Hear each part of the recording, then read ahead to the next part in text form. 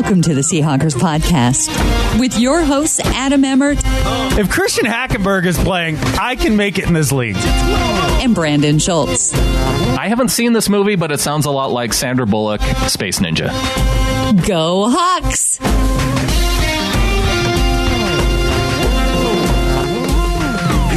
This is the Seahawkers podcast. I'm Brandon Schultz of the Military Seahawkers. Joining me, my good buddy, Montana Seahawker Adam Emmert. Been a minute. Good to talk to you, buddy. I mean, I wish it was under better circumstances, like, you know, not having to be right in the middle of this week between Patriots and the Catfish Rams Super Bowl. Oh, yeah? Are you paying attention to that? Can you get away from it? You can. It takes work. You can't. It haunts you. It hunts you down. And you get to see an image of Sean McVay's smug little face at least 3 times a day in your life if you just at all crack open the internet. Yeah, if you're looking for any kind of content on the internet, you're going to get it. I dare you. Go do a Google search for anything. Like, I just searched for tires, and I got to see a picture of Sean McVay's smug little frat boy face. Isn't it going to make it better, though, when they lose to the Patriots? Well, so basically my life is going to be not good at all if the Patriots lose the Super Bowl, because what I really desperately need is the Patriots to win this Super Bowl so that the Rams then lose the Super Bowl, which means they're the Super Bowl loser, which means they will have a difficult time next year, because how long has it been since a Super Bowl loser has made the playoffs after losing the Super Bowl? Like, I don't know. I think it was back when we used to write stuff down on stone tablets was the last time that happened. I mean, the Patriots lost the Super Bowl last year. They did all right this year. Yeah, and then whatever. Fine. But that was a thing for a while. I just want the Rams to frickin' struggle. The Patriots don't really count, is the thing. No, because they have the undead playing quarterback. Yeah. He's a zombie. Tom Brady. He's a zombie with an arm. Officially a zombie. Yeah. Well, let's talk about how these two teams got here. We haven't talked about the NFC and AFC Championship games yet. Talk a little bit about those. Talk a little bit about the Super Bowl coming up. And we're going to talk some Seahawks news before we get into Do Better and Better at Life.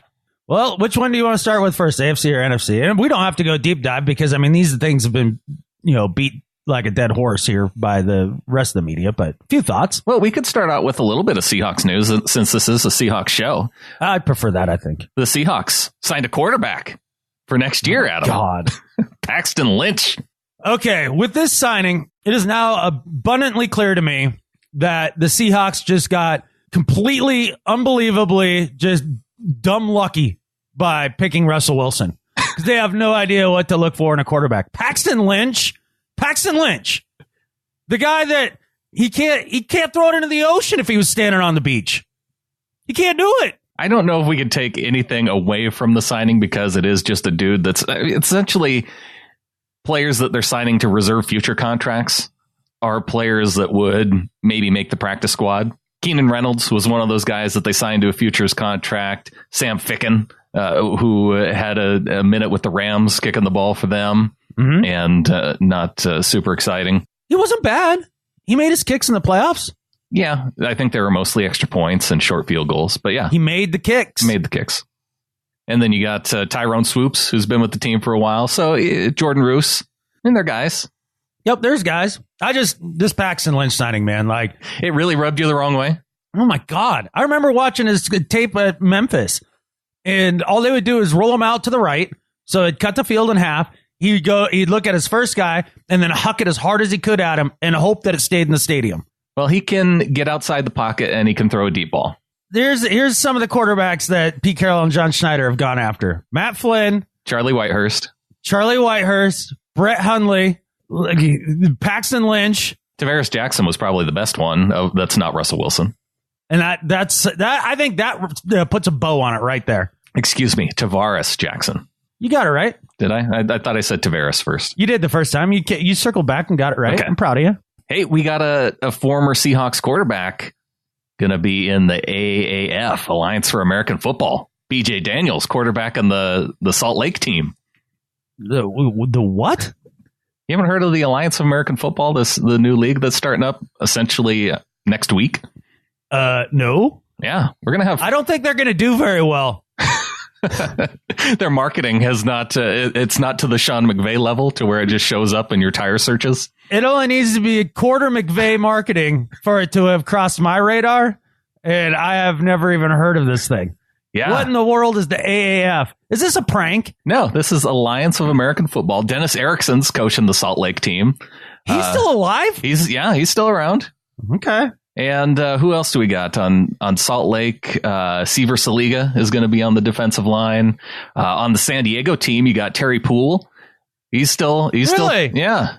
Oh, and, go Terry. Yep. Eric Pinkins. How many minutes of the whatever acronym this football league is going by are you gonna watch? I might watch week 1. The whole week? What day are they playing? They're playing Saturdays and Sundays.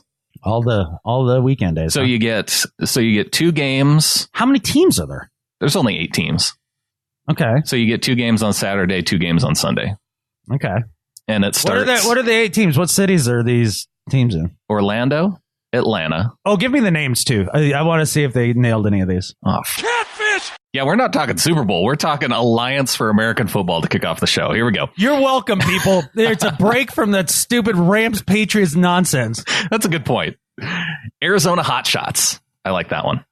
I don't know if I do or I don't. Is their mascot like a dude who jumps out of a plane and fights forest fires? Well, it should be. The logo is 2 crossed Pulaski's. Oh, Pulaski's? Okay, cool. Yeah. All right. I might be able to get on board with that. All right. And they kind of look like Oregon colors, University of Oregon colors. Yeah. Well, that would make sense because, the Forest Service firefighters wear the yellow shirts and the green pants. Sure. You got the Atlanta Legends. That's lame. I thought so, too. I predict that precisely -5 people show up to any Atlanta game because those fans are the worst. I don't know why you'd even put a team in Atlanta. That'll be legendarily pathetic. You got the Birmingham Iron. Okay. I like that one. Yeah. I think Keith Price is quarterbacking former Huskies quarterback. I have no idea who that is. Okay. Former Huskies quarterback, yeah. He's quarterbacking the Iron. Neat. The Memphis Express. Yeah, that name's been used a few times. That was used in the USFL, if I remember right, back in the day. Maybe. That was a little before my time. The Orlando Apollos. Okay. I kind of like the Greek mythology reference. That's all right. Got a dude shooting an arrow, kind of an O shape. Okay. The Salt Lake Stallions. All right. I can go with that. And I don't know if they should be... I mean, stallions don't have wings. I mean, those are Pegasus, right? Correct. The stallion's helmet almost looks like it has feathers. Maybe it's the mane? Oh, a flowing mane. That's what it is. Yeah. And that makes some sense because Salt Lake is a huge Denver Bronco town. Yeah. So you kind of want to tap into that. Tie into that. You got the San Antonio Commanders. Ooh, I like that. Being on the Alamo and everything. Yeah. Yeah. And that's part of the logo is the Alamo and then with a saber. Oh, good for them. I think they nailed that one. That one's my favorite so far. And the San Diego Fleet. That's pretty lame. It's not that lame. The logo is a kind of a battleship. Yeah. It's a tie to the community there. Beware of the fleet. Doesn't exactly, make you shake in your boots. San Diego's a Navy town, man. I understand the connection. So you think that the connection to the Alamo is cool, but the connection to the Navy in San Diego is lame. I don't know. I mean, just you need if they would have gone with like the San Diego Admirals. Now you're talking to me like that. It's not so much the connection to the Navy that's the problem. It's just the San Diego Fleet. It just doesn't strike fear into the heart of the opponent. Okay. Oh my stars! Here comes the fleet. Well, like you're going to be worried about an admiral? Yeah, man. Admirals kick ass. Admirals are like sailing all over the world, launching stuff at things, taking over waterways. They're basically legal pirates. The admirals are part of the fleet. They actually command the fleet. Right. Yeah, they're the scary one. They're the one with all the ideas. So we going down to Salt Lake for a game? Sure. All right. Yeah, why not? I'd do it. The tickets would have to be what, like $14 to like sit right on the 50, right? I think the cheapest you can get in is for 10. Okay. I think it's somewhere between 10 and 100. Do you think I could get a tryout to play quarterback in the AAL? AAF.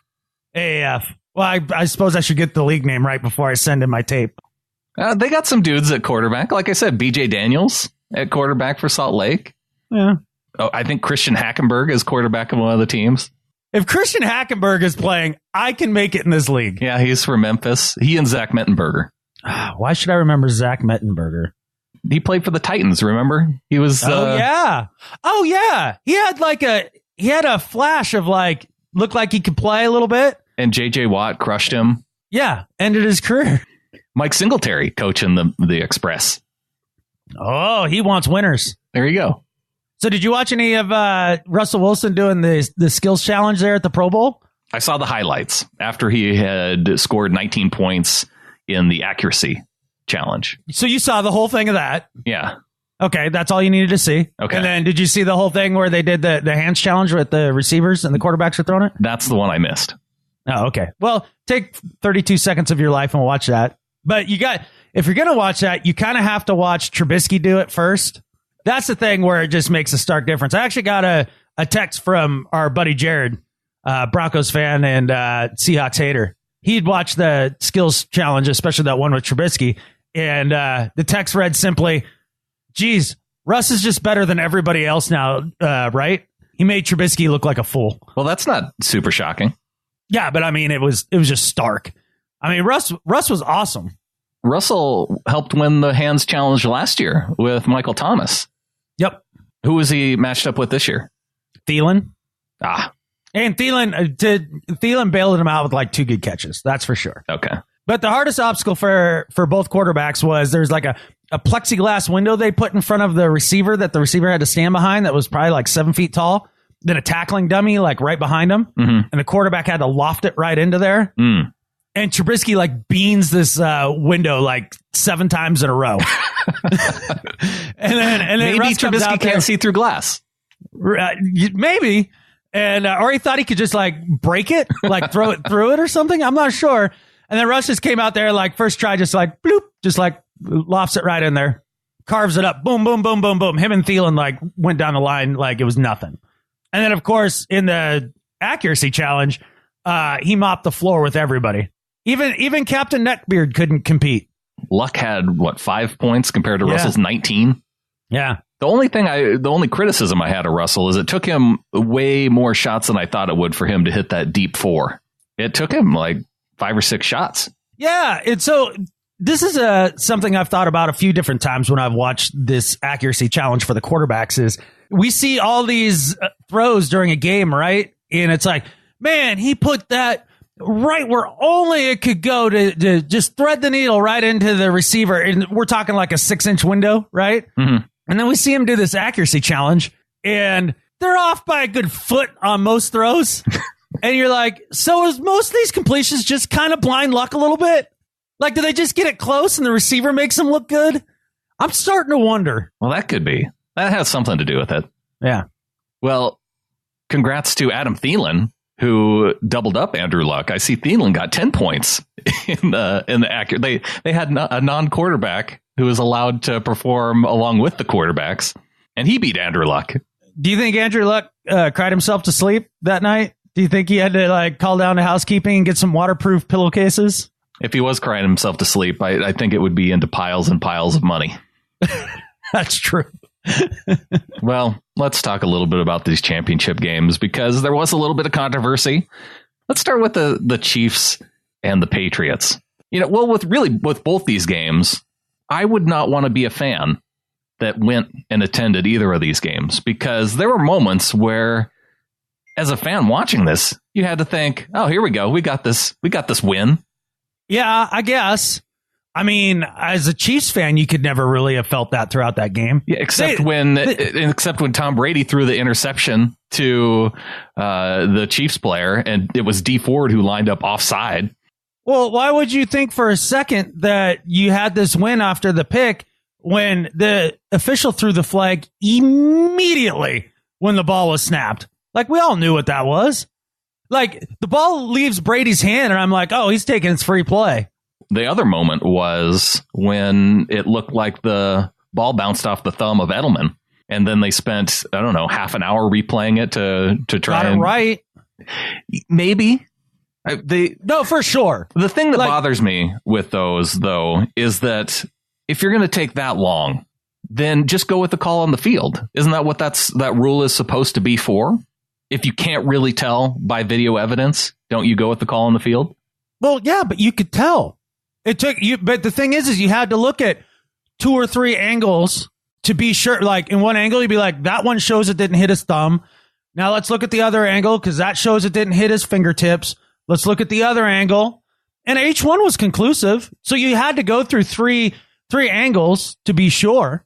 But it was conclusive. I don't understand why. This is one of those things where, oh my gosh, the replay takes so damn long. Who gives a rip? I would much rather it be right and take a while than for it to be wrong and be fast. The last 2 minutes, how many different Chris Hogan catches did you have to decide if he caught it or not caught it? It did take a long time, but I remember once thinking, being like, man, this quarter's taking a hell of a long time, but I wasn't mad about it. No? No, I'm not like, oh my gosh, they got to change the game. This replay is screwing up everything. Man, I really wish they got things wrong and this would go faster instead. I just don't have any patience for this. What kind of society are we? There's 3 types of jobs in this world, Brandon. Good, fast, and cheap. And you can't get all 3 at once. You can only get 2 at any given time. If you want it good and fast, it ain't going to be cheap. Right. If it's going to be fast and cheap, it ain't going to be good. You go down the list. The NFL has the money to make it fast and good. Yeah, they can't have all 3 at the same time. That's what I'm saying. Spend the money, make it fast and good. Look, the AFC Championship game, if Chiefs fans are sad about that, it's like, look, you got out coached from the word jump in that game. Belichick ate Andy Reid's lunch. Yeah, and that's to be expected. You got to overcome a little bit. I was not surprised at all. I wasn't. I guess the other piece of controversy is that Patrick Mahomes didn't get to touch the ball in overtime. Oh my God. All right. This is the overtime rule is perfect and people need to stop. Like the whole, the other team doesn't ever get to touch the ball crap. Yeah. That really was eliminated when they went to this rule because it used to be you just kick a field goal and you win. Right. That kind of sucked. It did. Yeah. Because you could just march down you didn't have to go that far. Right. You could complete one deep pass and then kick one long field goal and get the win. Right. These would be the same people that, let's say the Pats had gone down and kicked a field goal instead of scored a touchdown, right? And then Mahomes would have come back down the field and scored a touchdown and then won the game. They'd have been like, Brady never got a chance to go back down the field. He needed a second turn. This is what I'm talking about. And I don't necessarily care for the college rules because the idea of getting it right on, don't they start at the 25? Yeah. You don't have to drive the ball down the field at all. You're already in scoring position. Well, yeah, and you take the kicking game you take a third of the game out of the equation. In what way? With kickoffs and punts. Oh. Like, I can't stand that.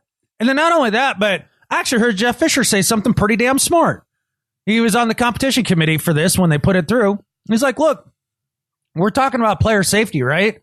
Going out there and playing another frame of football is hard on these guys, like really hard. Yeah. We want to get this over with to try to protect the players.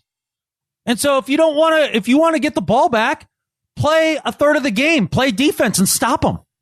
Yeah, that doesn't bother me. But Pat didn't get to touch the ball. It's because Chiefs defense wasn't good enough. Exactly. Quit your crying, man. Win it in regulation. It's a coin flip. No, it wasn't a coin flip. You didn't play defense. Well, and that was part of my problem, too, with the way that the Chiefs played at the end of the fourth quarter, because they seemed very content with 16 seconds left to just throw a play and kick the field goal to tie it up to go into overtime. I don't know why, being at the 25 or they were around the 20-25 with 16 seconds left. Take a couple shots at the end zone. Try and win it in regulation. Are you trying to tell me Andy Reid did some weird things at the clock at the end? Well, it wasn't that weird. He was being conservative. I understand it because if you drop Mahomes back and he gets sacked and then the game's over and you didn't even have a chance to kick a field goal, people would be crushing Andy Reid. Okay, well, look, so you're kind of picking on him here with this. I think he played it the right way. You're at home. Sure. You tie it up. You go to overtime. Mahomes had come to life in the second half. He couldn't be stopped. The Patriots were gassed on defense. The Chiefs were gassed on defense. Yeah, you're giving it up to the coin flip. A little bit. But also, the Patriots had 3rd and 10 three different times on that drive in overtime. Exactly. So if I'm a Chiefs fan, that's where I'm pointing my finger at. And I think the Chiefs did because they fired Bob Sutton not too long after that game. Yeah. I mean, Tom Brady's ended a lot of people's jobs. That's for sure. Well, flipping over to the Rams and Saints, that's really where the robbery was in terms of robbery. You mean conspiracy? You think it's conspiracy? Do you buy into this idea that there not only are there 4 Rams fans that exist in Los Angeles, but they wear stripes? There you go. There's number one, right? And the 3 dudes that were in best position to make that call, all were from L.A. Yeah. And the league desperately needs this team to work in L.A., the second largest media market in the country. I mean, they've been shoving the Rams down our throat all freaking year. And then how about the fact that the play happens and the ref has his hand on the flag and is about to throw it. And whoop, all of a sudden hands come away from it. I wonder if he got a call from upstairs. Ooh. That just said league has to work in LA. And he was like, "Oh, right. Jeez Louise. Almost screwed that up and threw the flag and made the right call." Well, there's so many things that could have gone the Saints' way. Shoot, if Drew Brees on first down, if he doesn't throw it into the turf and actually hits wide open Michael Thomas, and they run 3 straight plays, and they're able to run the clock down and kick the field goal, the Saints were in position to win that game. So can we all agree, because that play that Brees dirted it to Thomas, that play, you know what that play was? It was the same play as the play that shall not be talked about, but just ran on the opposite side of the formation. Like, can we just all agree that play doesn't work anymore? In the entire NFL, just rule it out? Yeah, like the competition committee needs to come together this offseason and everybody get together and just be like, okay, this play no longer, no more, for the sake of the fans and for the quality of the game. So maybe the Saints deserved it a little bit.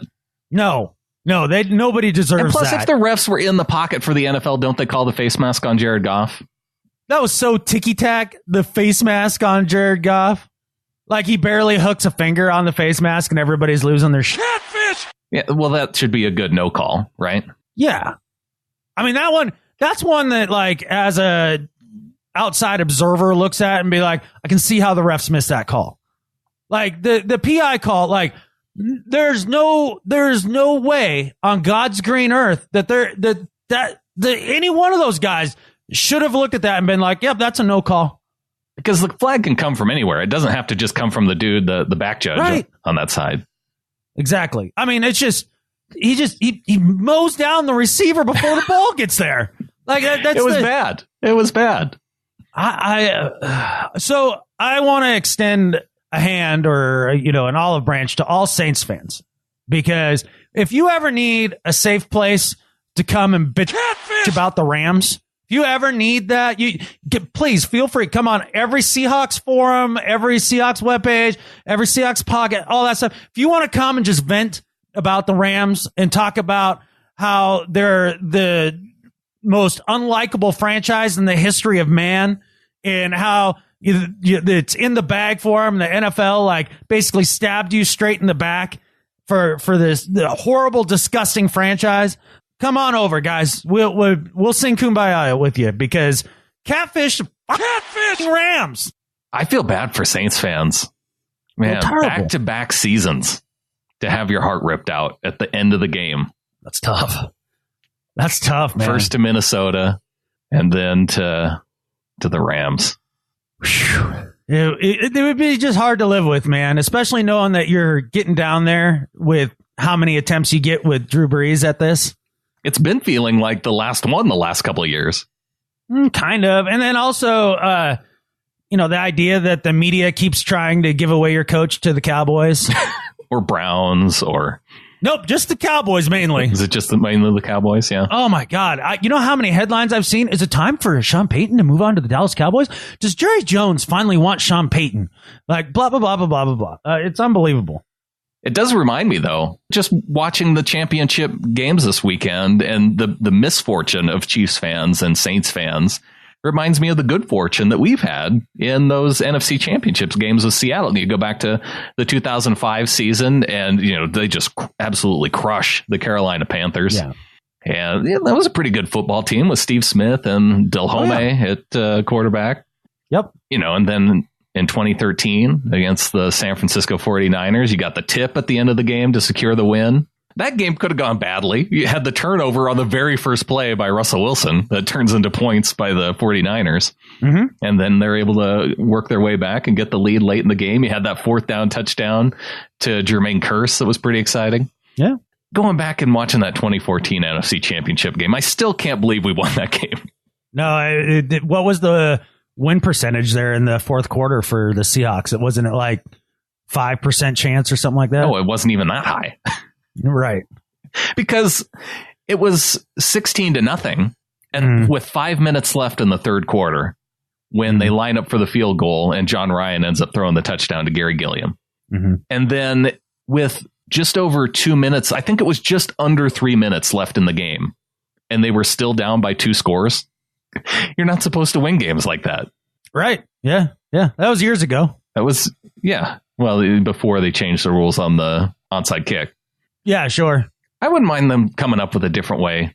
I don't know. Maybe it makes sense to have onside kicks be even less likely. Really? Well, if you're up by 2 scores, the idea that you can, have a play that you can roll the dice and have a barely reasonable chance of converting it. Like, I don't like the way it is now, where it's essentially no chance. And that's the thing. Like, it makes the game more exciting.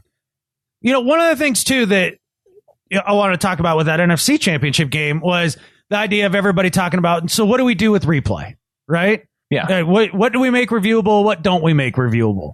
Like, to me, make everything reviewable. And everybody's like, oh, you can't do that. Slow down the game. You can't possibly do that. Well, here's the thing. It does work, and it actually speeds up the game. You want to know how I know that? Because the CFL implemented that a couple years ago. It has sped up the game, and they've got it more accurate. The only difference is they only give you one challenge. Yeah. Give them 1, give them 2. I don't care what it is. Make everything reviewable, whether it's a call or a non-call. And it is not going to slow down the game that much. We're going to get things right, and it's going to be much better. And then you got the guys out there, whoa, you can't do that because, there's been refs and human error in the game since the history of time. So, it's just a part of the game, and there's absolutely nothing you can do about that. Well, guess what? We now have the technology to do things about that. But what if we took that same approach to, airline safety? And we're like, plane crashes have just been a part of flight since the Wright brothers. And, we come up with better stuff so planes don't crash. And we're like, can't implement that. Just throw up your hands. Yeah, we at least have to try. Yeah. Hey, for years, we couldn't even tell what a catch was. And I feel like this last year, we got a lot closer. I now have a pretty good idea if it's going to be a catch or not. And in fact, I think it errs more toward the side of the catch fumble, which I actually like that a little bit. Yeah. I'd rather know it was a catch than see something that looks like a catch and go, oh, yeah, they didn't have, I don't know, whatever the stupid rule was that made a catch before this year. Well, yeah, you never knew. You're like, well, that looks like a catch, but just my gut tells me the refs are going to overturn this for some unknown reason. Right. No, I like the catch rule this year. It's definitely, I felt like on pretty much every single one, I was able to be like, I'm pretty sure that was a catch, and it stood as a catch, and I liked it. Yeah, they did it right. But you can do that with replay too. But going back to the CFL, I do like the idea of only having one coach's challenge, because then you're saving it for something important. Mm-hmm. And it's kind of gotten away from that a little bit. Has it? Well, you think what was Joe Philbin challenged 2 of the first plays in the first quarter when he took over for the Packers, for almost no reason, and he lost both of them. Right. If coaches are doing that, well, there's a reason Joe Philbin isn't a head coach in this league anymore. Clearly doesn't know how to use the challenges. I'm fine with going to just one flag. And then, as far as the replay at the last 2 minutes and everything, and people are like, oh my gosh, slows down the game so much. Okay, yeah, you're right. It does slow down the game, but we could do it faster. Basically, if you had, and I heard Mike Pereira talk about this, if you added a sixth official? How many are on the field at every, is it 5? I think it's 7, isn't it? I can't remember. But whatever. You add one extra official. One more. Who is the booth official. Yeah. That is right there. Like maybe the booth is right there on the sidelines or whatever. But how many times do I in Missoula, Montana, like where basically we still get our mail Pony Express, can see the replay, understand what the call should be, and know that it needs to be overturned to be placed on the 28 with 3:24 left on the clock. It's still it's now first down, and I've got all that worked out by the time the ref is walking over to pick up the stupid Surface, so that Microsoft gets its little Surface ad, like in-game placement ad every single game. We don't need that. Just have a booth guy who just be like, "Hey Frank, yeah, that was right," or "Hey Frank, that was wrong." Okay, got it. And then boop, everybody moves upon along their day. It could even be guys like Pereira that retire, or that are their on-field career is over. And that would be a good position to put those, because then they're the senior guy. Okay. They have kind of that trust of the ref who's on the field, that here's a dude who's been around and knows what he's talking about. Mm-hmm. And yeah, have the ability to throw the flag from his chair. Yeah. If he needs to. Yeah. Well, he doesn't have to throw it. Or he calls down to the ref and say, "Hey, throw the flag." Right. Yeah. They could do it. I think it would work really well, actually. And with a lot of these things, try it out in the preseason. Yep. See how it works. That's what Pereira was saying. He's like, I think we could try that out in the preseason this year. 4 weeks is plenty of time to know if it works or doesn't work. Yeah. I don't know. NFL seems hesitant to try things. Oh, what about the unintended consequences of doing something like this? Yeah, let's find out what those are. Yeah, turns out you could do that by trying it. Yeah, exactly. So, who you got coming up this week? I honestly think it's the Patriots, and I think it's going to be the Patriots by a fairly wide margin. They don't win Super Bowls by wide margins. They're going to win this one by it. You think? I do. So basically, Belichick has been in the head of Sean McVay apparently all season. He's been placing little nuggets in McVay's brain after every single Rams game this year. Really? Did you see that story that he's been texting McVay? No. He's been texting McVay after every single game. So he saw this come, or he's been preparing for this all season. Absolutely, man. See, this is why Belichick. He's next level, dude. He's next level. Well, I did hear an interview with McVay talking about how he, with the 2 weeks to prepare, he needs to try not to overthink going into this week. It's going to be a struggle for him, I think. And I think they're going to fall behind early, like by 2-3 scores, and then cut it back down to like a score to 2 scores by the end. But I mean, it's going to be like a furious comeback that falls, fairly short. I don't know if that's because of McVay and Belichick, though. I think that would be, and if you go back and watch the beginning of the Rams game against the Saints, Goff was shaky to start through the entire first quarter. Yeah, it's not going to be loud like that, though. No, like they struggled. Their biggest problem is they struggled at the communication at the beginning of the game. Like somehow they didn't plan for that. Oh, it might be loud in the Superdome, huh? Yeah, man. Well, it could be a little bit louder because it's going to be essentially all Patriots fans anyway in Atlanta, right? I don't know. You think there's enough Rams fans to make a difference? Well, I think for the Super Bowl, I mean, you've got the miracle of modern air travel where Rams fans can show up from anywhere, if there are any out there. That's what I'm saying. Are there any? I don't know. And they'd have to show up? Yeah, they're not as boisterous as Patriots fans, that's for sure. Right. I think it's going to feel like a home game for the Patriots. It could. Very well could. Goff did look a little shaky early, and I think he could look a little shaky in this one as well. Bet against Tom Patriot in a Super Bowl. I dare you. I dare you. And then not only that, you got the Rams with the knucklehead factor. Like this is the type of stage where the guys with the huge egos run off the rails over this next 2 weeks and are a problem on game day. Yeah. My only concern is the best way to beat Brady is to have pressure right up the middle with a great defensive line. Yeah. And you got Aaron Donald and Dominican Sue right up the middle. Right. So I look at that and I started thinking about that a little bit. And here's why I don't think they'll consistently be able to do it like the teams that have beat them in Super Bowls, they don't have the depth. They have 2 guys. And then Brockers is okay. Like, they just got a bunch of other dudes, right? Yeah. You look at the Eagles' defensive line. You look at the Giants' defensive line in those Super Bowls that they beat the Patriots. They had lots of dudes, waves of dudes that came at you. Yeah. Like, good guys. Like, I mean, if it wasn't Strahan, it was Umenyiora. If it wasn't Umenyiora, it was Justin Tuck. If it wasn't Justin Tuck, I mean, you go down the list, like, it did a hell of a defensive front. I don't think the Rams have the depth to get it consistently done throughout the game. And those the Giants and the Eagles were teams who could stop the run up front. Right. The Rams are not a team that can stop the run up front. Well, they did it against the Saints. Yeah, I suppose that's true. Then again, I don't exactly trust Sean Payton in a big game to like really commit to the ground game and go after it. I mean, we were texting throughout that game. I was like, okay, cool. I want to see more Mark Ingram because he was actually being pretty effective and thumping people when he ran through. Yeah.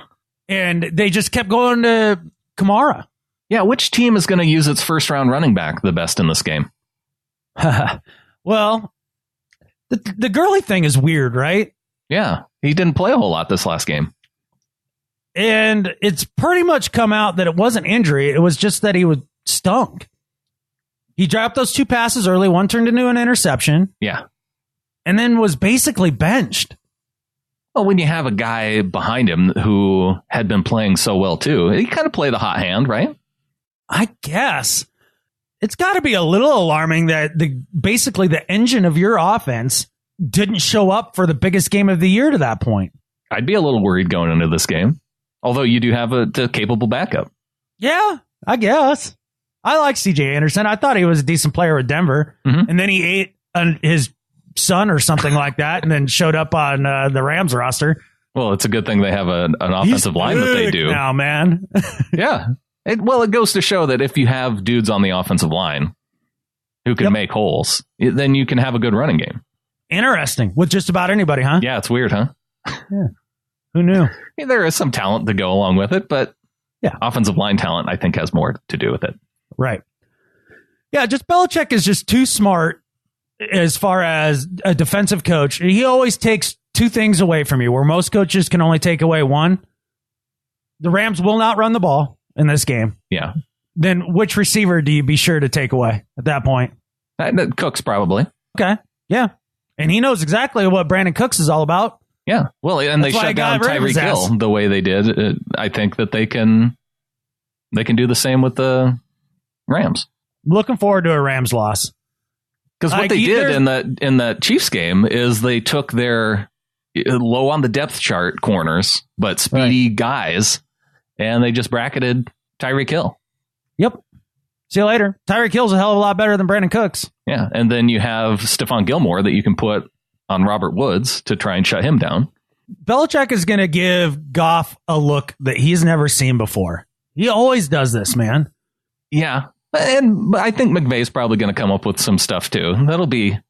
I have a feeling the cool, wrinkly things that McVay is going to try to throw in there is going to be stuff that doesn't work well.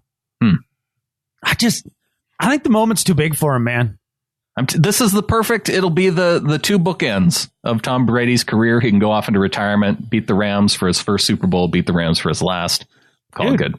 He's already come out and said he is absolutely not retiring this offseason. I know. Okay. Just saying, the Genghis Tom is not going anywhere. Well, when the Dolphins win the division next year, then he can retire. Okay. So I think it was 4 years ago, 3 years ago, 4 years ago is when I was like, this will be it. Father Time catching up with Tom Brady. There's no way. I'm sure we have it documented, too, on the show. We do. It was. I said it over and over again throughout a season preview. You know, no longer.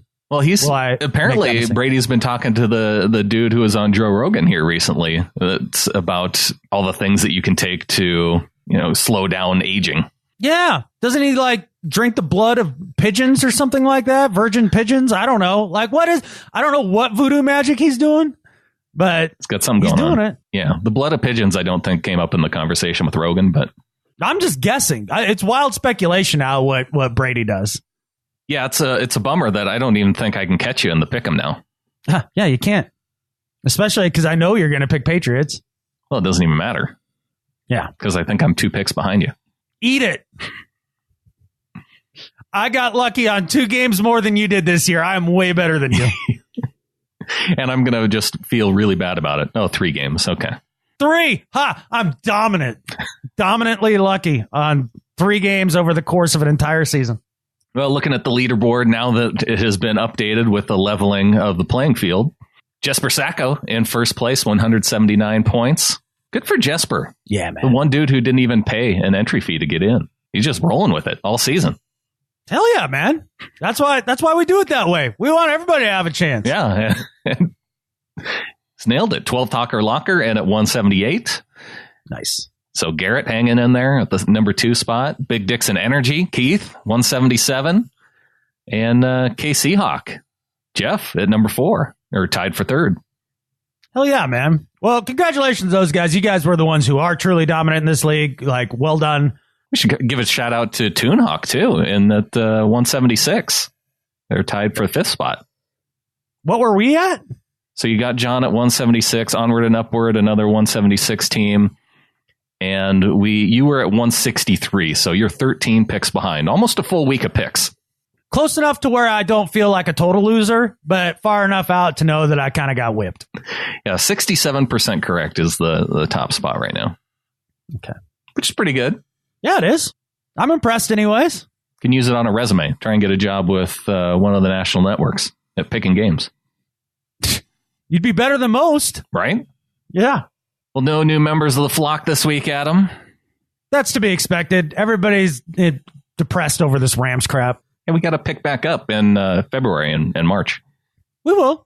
I'm not even going to be mad at any of the freeloaders this week. Like, it's okay. GetInTheFlock.com if you want to join us there.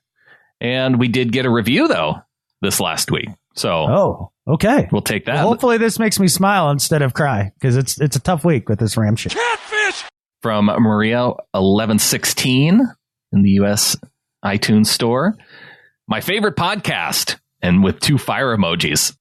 Awesome. Okay. I've listened to this podcast for years. Adam and Brandon are great. They have talked us all through some tough losses and celebrated with us through the good times. Whether you want to hear about the Seahawks, science, or the Golden Girls, this is for you. The entire listening community is like a big family. I highly recommend this podcast to everyone. Subscribe and be better at life than catfishing Skip Bayless. This podcast is pure fire. 5 fire emojis. Holy cow. P.S. This pod isn't about Golden Girls or science, but Adam and Brandon both have their guilty pleasures. Right. Look, I don't know exactly who wrote that. I mean, we got the username right, but whoever that was, clearly they have been listening to the show a long time, just like they said. That was as well done as it could be done. And bringing up the fire emoji, that brings me to something that I was going to do as a do better, but I've got a different do better. So we'll talk about it a little bit now. So Bleacher Report, who is the biggest perpetuator of the fire emoji. Yes. Yes, absolutely. They put the fire emoji in everything. Everything's fire. Everything's fire. Look at Kyrie, practice free throws, fire. Everything's fire. The Athletic is rivaling him, though, because I've noticed that all the Athletic headlines that come into my email, it starts with the fire emoji. Okay. Why is that? I think it's fire emoji Tourette's. And that's basically what it is. They just can't help it. But it's almost like instead of using a bullet point to start off your email subject line, it's a fire emoji. I'm telling you, it's fire emoji Tourette's. They can't help it. But this is how I know Bleacher Report is so screwed up. I get the little badge alert on the front of your phone for a new Bleacher Report story, and they always have the fire emoji, right? This one from Bleacher Report: actual fire in Memphis locker room, and no fire emoji. They didn't replace the word fire with the fire emoji when there was an actual fire. If there was ever a time to use the fire emoji, which I don't think there ever really is one, but if there ever were, that would have been it, and they didn't do it. I found that to be ridiculous. That's pretty bad. Well, looking at some other news, I saw Mark Lewinsky, former Seahawks lineman, got a big deal with the Colts. 3 years, $18 million. Yeah, man. They did not wait to re-sign him. I was kind of hoping that maybe there could be a little bit of a bidding war out there. I don't know. Well, I wonder why he was so quick to pull the trigger. Why not just go to free agency and see what you can get? So you go to Seattle, you struggle mightily, you get cut, you get picked up as basically a last resort with a Colts team who had a disaster of an offensive line, actually have a good year, and they slide a contract across the table to you that has millions of dollars in it. What are you doing? Yeah. If that's the number right now, though, don't you just wait? Like, free agency's a month away. $18 million, dude. You know how you keep getting them checks? Yeah, you start getting them. You start getting them checks. That's exactly right. Yeah. It would be a hard contract not to sign in that position. Exactly. Yeah, I suppose. You don't want the number to go down. Right. He gets hurt or something in off-season workouts or... Yeah, man. Like, if you're Glow, you're just like, yeah. Can I sign faster? Well, last week we talked to Rob Staten, talked a little bit about the Senior Bowl, and we got some news after the Senior Bowl of potential players for the Seahawks that they met with at the Senior Bowl. Yeah, we like to track some of the guys that they've spoken with. You do? I do. Yeah. Well, these are a couple guys to consider, and Nasser Adderley, the safety from Delaware. They reportedly spoke to him. Okay, cool. I think he's supposed to be a first-round dude. Hard telling, not knowing. Well, I think this... We'll find out when the draft happens. We will. What round every guy goes in. I saw a headline the other day, and what was it? It was like, USA Today mocks Bosa to San Diego. And when I read to some team, it doesn't matter. Arizona. It was something like that, right? And I was like... You picked the one team that's not even a team. That's fun. No. This was my thought. I was like, why are they making fun of the idea that the other Bosa could go to San Diego? Like, why are you mocking them? Like, that's how I read that. Yeah. Like, it didn't even occur to me that they were talking about a stupid freaking mock draft. The one Bosa is in L.A., which was formerly San Diego. Okay, whatever. I don't remember what the headline was exactly, but that was the basic structure of it. And like, it didn't even occur to me they were talking about a stupid mock draft. I understand. I hate this time of year with this crap. You don't like mock drafts. That's fine. Well, maybe this guy goes to this team, and then maybe this other team trades with this other team. And, well, what do I know? I'm not involved with any of these teams, but I just make up crap, pull it out of my butt, and put it up there and be like, check this out. Isn't that clever? I think you're missing the point of why they do the mock drafts, though. It's more to get an idea of what players could go where in terms of areas of the draft board, not necessarily the teams, but you're trying to get an idea of what teams are interested in what positions. Now, a lot of the national guys that do this type of work, it seems like they have no idea of what the Seahawks actually need. So that's why we go to guys like Rob Staten. There's some other guys out there too that... Look, I ain't hating on Rob because like although none of this is my thing, like draft prep and mocks and all that, like I love Rob because just about what you're going to say, like he actually knows what the Seahawks need. And so he does a pretty decent job of like trying to predict what John Schneider's going to do, which good freaking luck with that. He's going to trade down. Yeah, exactly. We know. So he actually has a pretty good sense of these things. And what I love about Rob is he comes on and he talks all this nonsense with you, and I don't have to. So I love Rob. I appreciate Rob. I think he's amazing. Well, next time I talk to Rob, it'll be about the three guys that the Seahawks talk to. Nasser Adderley, Andre Dillard, the offensive tackle from Washington State, and Jalen Jelks from Oregon, defensive end / outside linebacker type player. Yeah. They might draft all those guys. They might not draft all those guys. I guess we'll find out. But if you think about the needs of the team, Dillard being a pass blocking right tackle, I could see him going that way. Yeah. Adderley, a safety. They could use some safety help. Is there a position group on the team that you look at and you'd be like, yeah, they don't really need to draft a guy there other than quarterback? Running back. Okay. I mean, they could. Quarterback and running back. Is there any other? No. I mean, so to me, everybody's in range except for a quarterback and running back in any round. And I talked with Rob about picking a quarterback in the first round. True. Not even that's off the table. Hey, out of all we hear some of the other podcasts and bloggers and things like that talk about getting rid of Russell Wilson like every year, or Pete Carroll or both. Yeah. Like at any given time. Which isn't going to happen. And Rob's theory on drafting somebody like Kyler Murray early, he's the only one that I'll give some legit credit to, because it wasn't Russell Wilson hater trying to get rid of Russell Wilson. Like, he had a solid theory as to why you may do that. And so I give him credit. Yeah. Yeah. It was strategic. It's not going to happen, but I give him credit for actually coming up with a smart scenario in which to do it.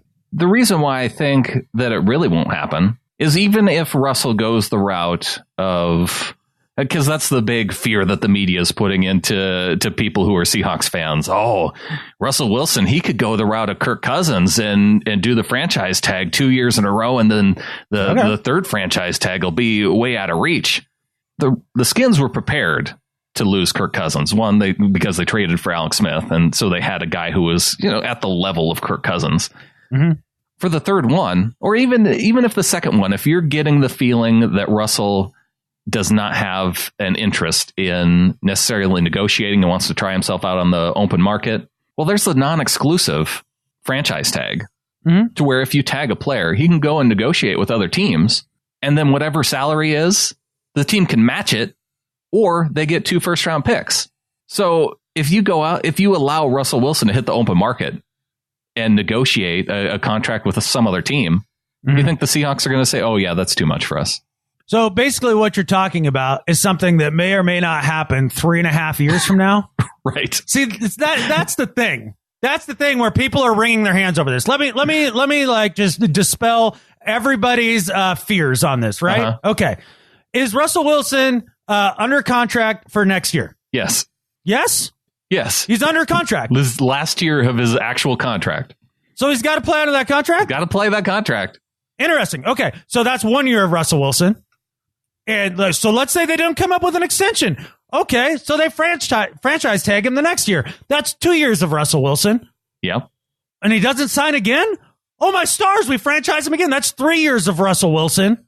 Talk to me in 3 years and tell me how much your life has changed and whether or not, there's a million other new variables after 3 years. Yeah. So you're guaranteed 3 more years of Russell Wilson under the worst case scenario. Yeah. Oh, my stars. Let me wring my hands and write articles about how he's going to hold the Seahawks hostage and all this crap. Give me a break. So you have no reason to worry at all this entire offseason. No. Maybe once the franchise tag comes around, then you can start thinking down the road of what if.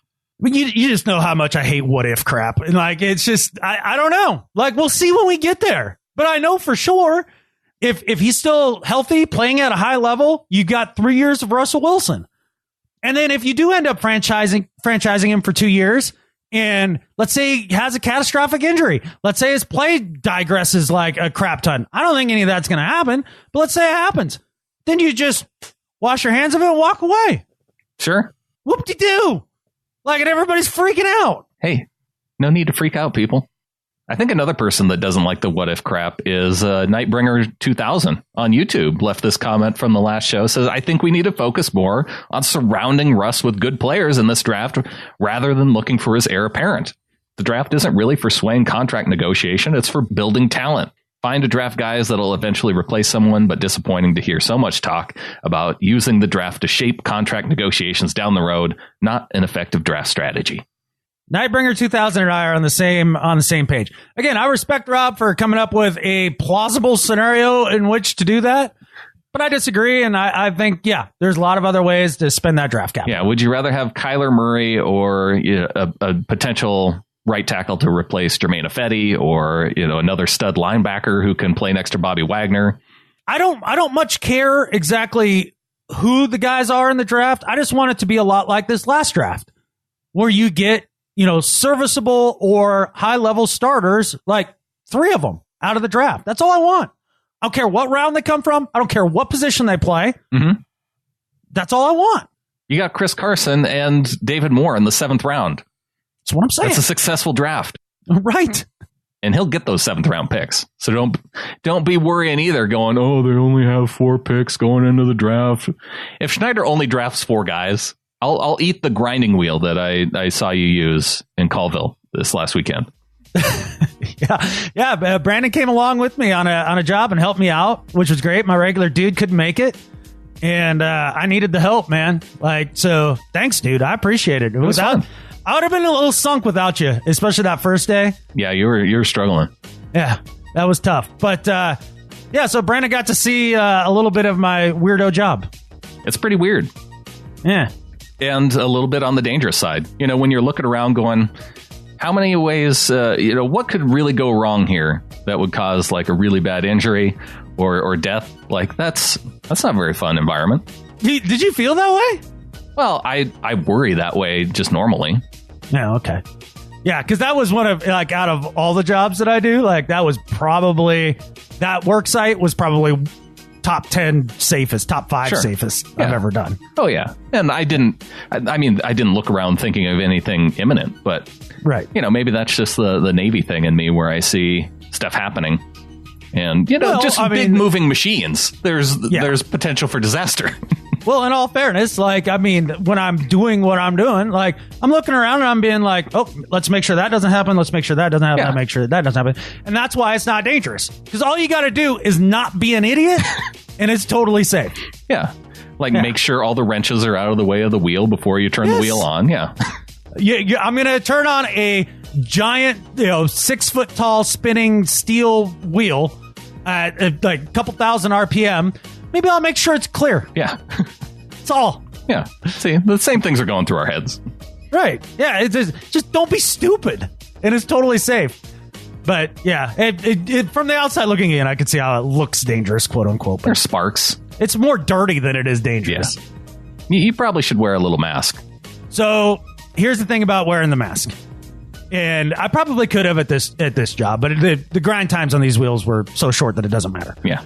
A lot of times I'm grinding hours on these wheels, right? Yeah. With all that metal dust in the air. Mm-hmm. But usually in those situations, if I wear the little mask, and not only that, maybe I'm balancing on a couple 2x4s over like a story drop down to the conveyor, things like that. That wheel's spinning, tight space, all that.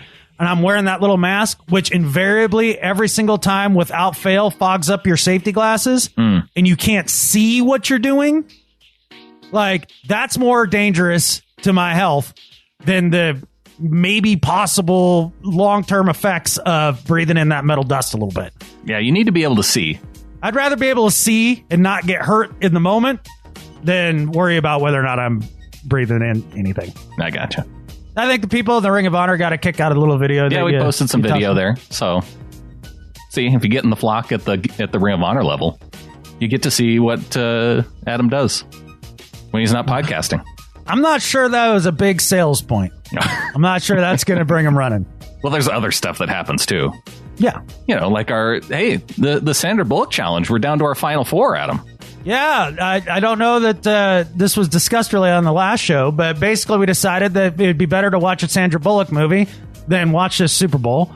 Right. And so Brandon came up with a bracket of Sandra Bullock movies, and we've been voting on them, and we're down to the final 4. We're down to the final 4. Speed came out of her Rise to Fame bracket, which a close victory over Demolition Man. That bummed me out a little bit. Demolition Man, the better movie. Yeah, I enjoy that one more for sure. Then out of the rom-com legend bracket, got the Proposal beating out While You Were Sleeping. Maybe a little bit of an upset there for some folks. Yeah, that was definitely an upset for me. While You Were Sleeping is right up there with one of my favorite Sandra Bullock movies for sure. Although I think Proposal, I did have it as a 1 seed because and While You Were Sleeping was the 2 seed, just in terms of popularity over the years. Well, I think Betty White swung that one. So that's true. I blame her. That scene with Betty White and Sandra Bullock. I got you. Where she's singing Lil Jon, Get Low. Yeah. Then The Blind Side coming out of the Academy bracket. Makes sense. What did The Blind Side beat? It beat Gravity. Okay. And some people didn't think Gravity should have beaten Crash. I don't think it should have. Gravity, it was just too hard. I'm a science guy. I love science movies. I love space, right? But just the idea that, a doctor in her first time in space goes from space capsule to space capsule, like flies a Russian ship with Russian buttons, like back to Earth, like, and has never piloted anything before in her life. I haven't seen this movie, but it sounds a lot like Sandra Bullock, Space Ninja. Yes. And now I really want to see it. Oh, it's worth watching. That describes every movie. She's on my all-time list. Like, if Natalie Portman never comes around to being the next Mrs. Emmert, like, Sandra's definitely top 3. I don't know if there's many female actresses that make more money than Sandra Bullock. She's an all-timer there, too. Well, that's the one thing that's really opened my eyes to something I didn't know. So in the last... I've been doing little write-ups for each movie. And one of the things that I looked at, in the last 18 years, her movies have grossed almost $2 billion.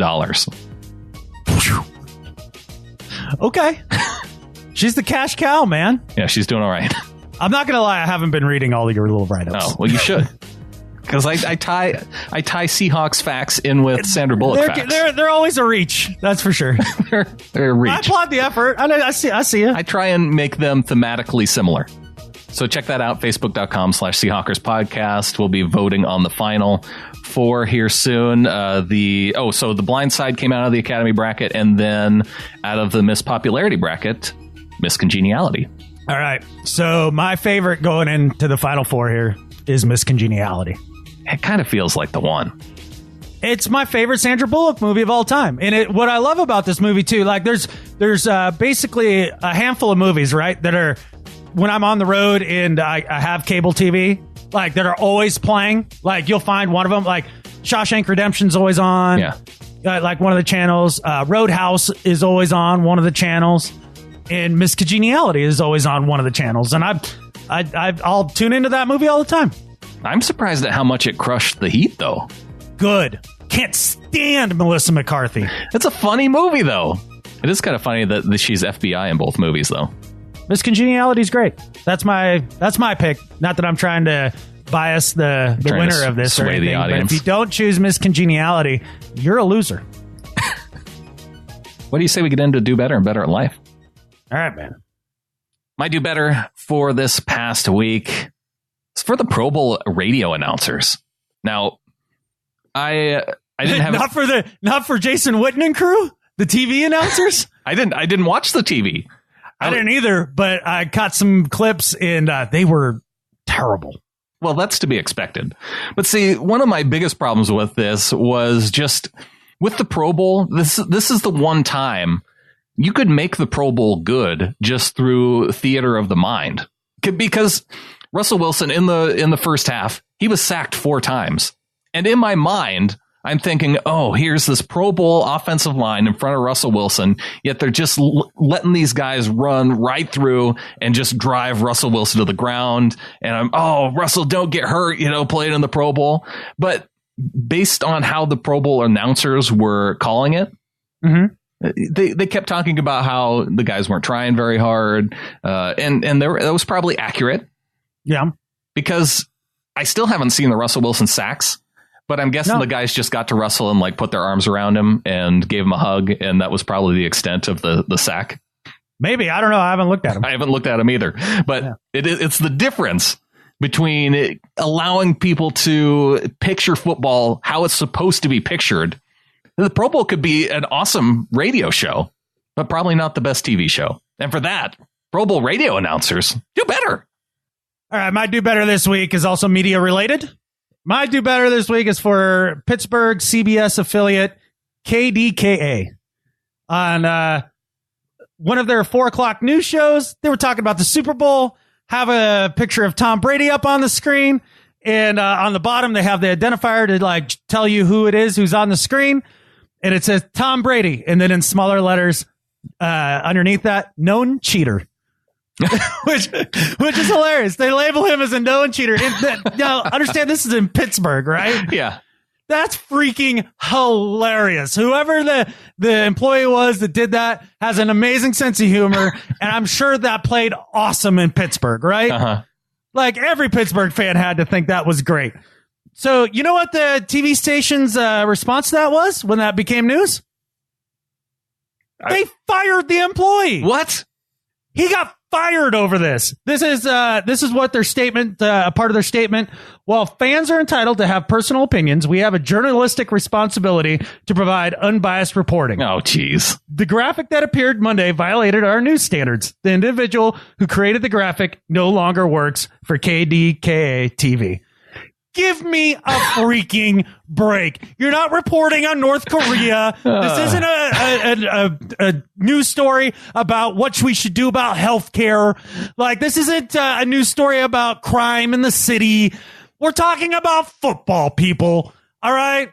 And if you don't understand what kind of a joke that is, I understand having journalistic integrity. I also understand being able to, look at the world and have some fun with it.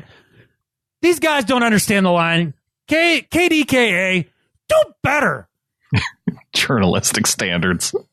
To get fired over it.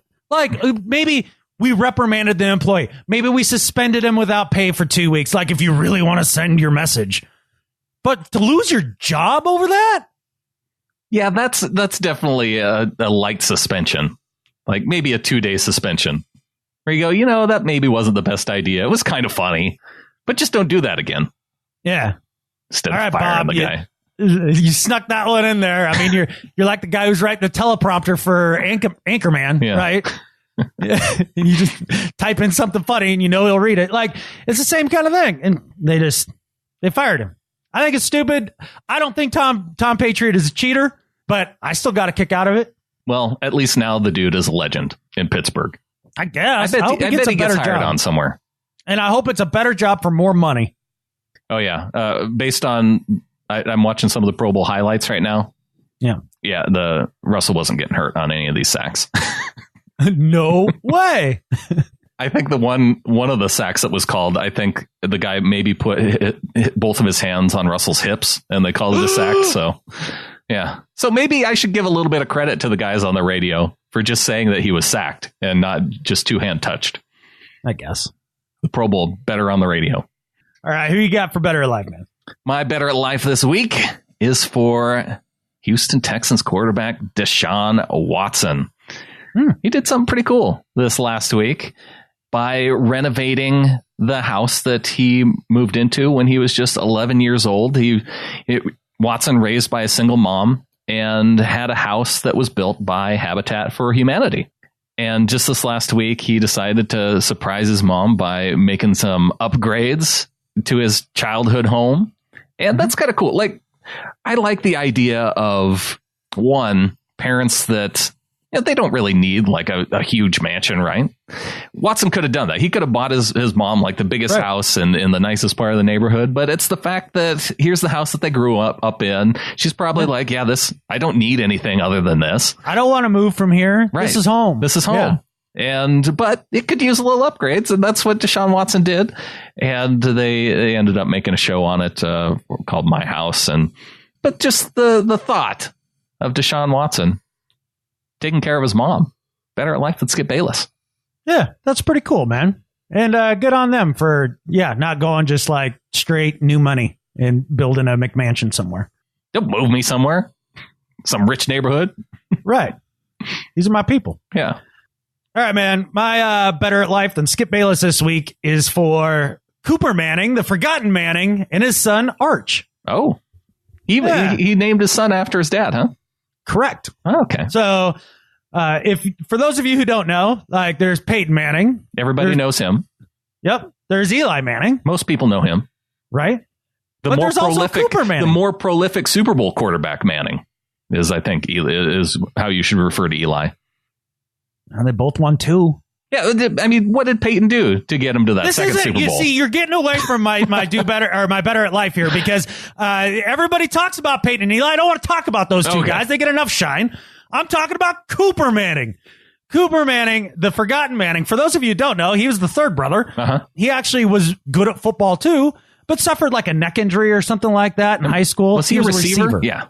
Yeah. And ended up having to sell insurance or some crap. Basically had to do life like the rest of us, even though he comes from the famed Manning tree of quarterbacks, right? Right. The Archie Manning tree of quarterbacks. Well, he is making his own contribution to the Manning legacy at quarterback with his son, Arch. Arch is 13 years old, 7th grader, playing football. And if you've not seen the video of him working out and slinging the ball, oh, yeah, like, do yourself a favor and go check it out. There's no way this kid won't be playing the NFL. He's 7th grade, 13 years old with a full-size football. Yeah. Throwing like 15 yards outs from the opposite hash on a rope. So Cooper Manning keeping the Manning legacy alive. Yeah. Through his son Arch, who's obviously putting in the hard work and taking all the knowledge that he has at his fingertips there between Peyton, Archie, and Eli, and getting it done. So Cooper Manning, Arch Manning, better at life than Skip Bayless. I'm pulling up this video right now. Oh yeah, he's just a little guy. Yeah, watch his footwork. Watch his mechanics. He's got to bulk up a little bit, but yeah. He's in 7th grade, bro. He can throw a spiral better than Paxton Lynch. Yes, he's more accurate than Paxton Lynch. Oh, look at the deep ball. Oh, I'm telling you, he can sling it. Yeah. Might have to post that up on our Facebook page. All right, do that, Seahawks man. quarterback for, let's see. 2027? That's what I was going to say, 2027. Yeah. Well, I guess that'd only be 9 years from now. And, I guess, yeah. Yeah, that works. When would, so that'd be 3, 5, another 1 or it'd be 3 years in college. So 8 years from now. So 2026? 2026, is that right? Oh, no, it's 2019 now.